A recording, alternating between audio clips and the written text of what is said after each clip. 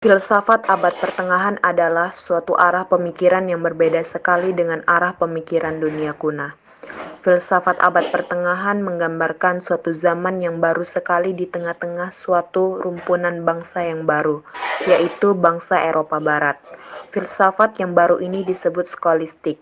Sebutan skolastik mengungkapkan bahwa ilmu pengetahuan abad pertengahan diusahakan oleh sekolah-sekolah, dan bahwa ilmu itu terkait pada tuntutan pengajaran di sekolah-sekolah itu. Semula skolastik timbul di biara-biara tertua di Galia Selatan, tempat pengungsian ketika ada perpindahan bangsa-bangsa. Disitulah tersimpan hasil-hasil karya para tokoh kuno dan para penulis Kristiani. Akan tetapi di sepanjang perjalanan abad-abad keadaan berubah. Buku-buku pegangan dialektika lama-kelamaan diganti dengan karangan-karangan Aristoteles mengenai logika. Sedangkan dalam perkembangannya yang lebih lanjut lagi, pelajaran artes liberales makin diubah menjadi studi filsafat, terutama filsafat Aristoteles. Untuk itu, setelah mempelajari mengenai sejarah perkembangan ilmu filsafat pada masa abad pertengahan ini, kita akan mampu membedakan baik dari segi karakteristik filosof dan pemikiran tokoh itu sendiri, mengingat pentingnya filsafat bagi kehidupan kita sehari-hari. Adapun ciri-ciri pemikiran filsafat barat pada abad pertengahan antara lain: 1. Cara berpikirnya dipimpin oleh gereja. 2. Berfilsafat di dalam lingkungan ajaran Aristoteles. 3. Berfilsafat dalam pertolongan Agustinus, dan lain-lain. Pada abad pertengahan, masa abad pertengahan ini terbagi menjadi dua, yaitu masa parastistik dan masa skolatistik. Sedangkan masa skolatistik terbagi menjadi skolastik awal, skolastik puncak, dan skolastik akhir. Tokoh yang hidup pada masa abad pertengahan yaitu Johannes Scotus Eriugena. Ia adalah seorang yang sangat ajaib sekali. Ia menguasai bahasa Yunani dengan amat baik.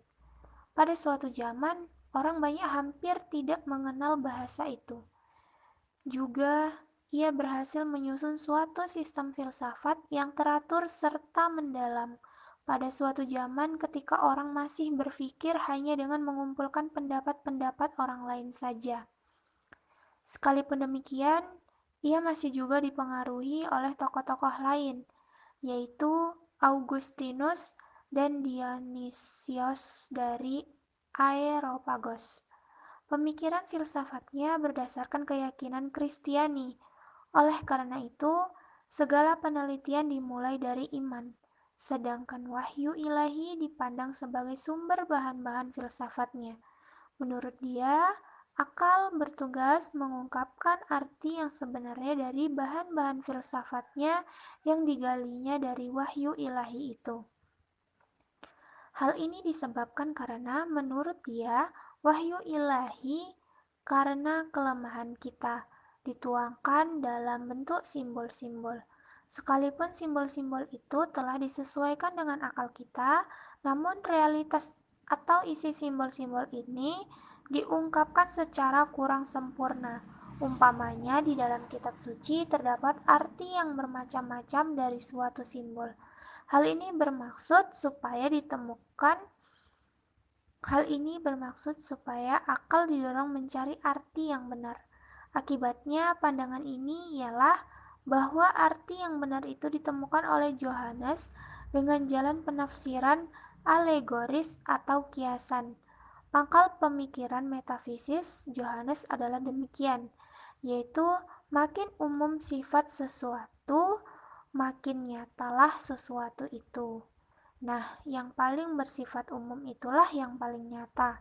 Oleh karena itu, zat yang sifatnya paling umum tentu memiliki realitas yang paling tinggi. Zat yang demikian itu adalah alam semesta, karena alam adalah keseluruhan realitas.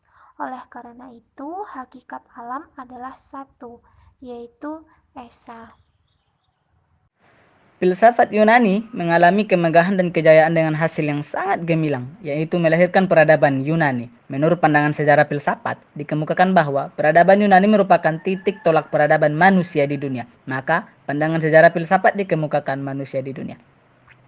Filsafat tersebar di daratan Eropa berkat peran Kaisar Augustus yang menciptakan masa keemasan kesusastraan Latin. Maka, muncullah filsafat Eropa yang sesungguhnya sebagai penjelmaan filsafat Yunani.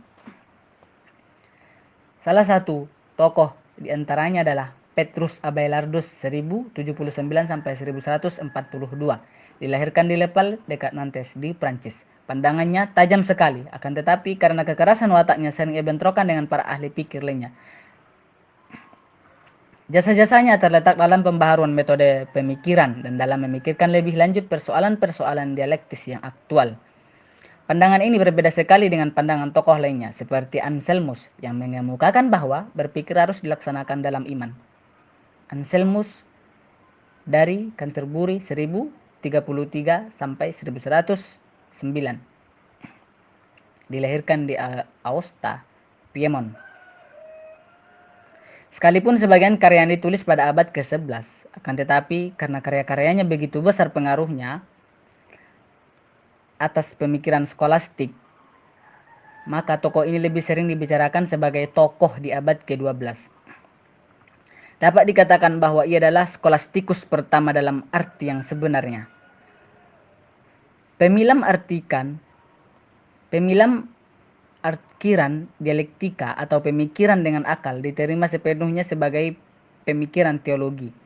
Akan tetapi bukan dalam arti bahwa hanya Allah yang dapat memimpin orang kepada kepercayaan, melainkan bahwa orang harus percaya dahulu supaya dapat mendapat pengertian yang benar akan kebenaran.